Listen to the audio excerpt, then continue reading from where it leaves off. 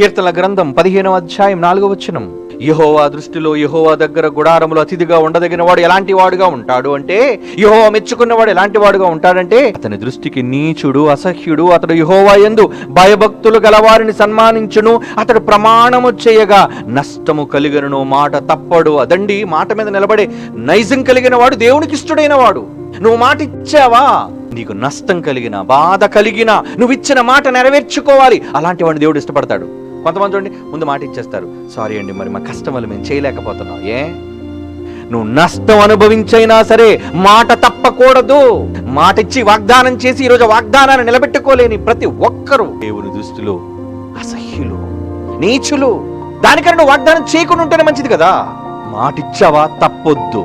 నీకు నష్టం కలిగినా, సారీ అండి నేను ఇబ్బందుల్లో ఉన్నాను, నేను ఇప్పుడు చేయలేకపోతాను. నీ ఇబ్బంది ఎవరికి కావాలి? దేవుడు ఏమంటున్నాడు చూడండి, యెహోవా యందు భయభక్తులు గలవారిని సన్మానించును, అతడు ప్రమాణము చేయగా నష్టము కలిగినను మాట తప్పడు. నష్టం కలిగిన నువ్వు ఇచ్చిన మాట మీద నిలబడాలి. అటువంటి వ్యక్తిని యెహోవా తన గుడారంలో చేర్చుకుంటాడనేది పై మాట. అధ్యాయం మొదటి నుంచి చదవండి, చిన్న అధ్యాయం 5-6 వచనాలు ఉంటాయి అందులో.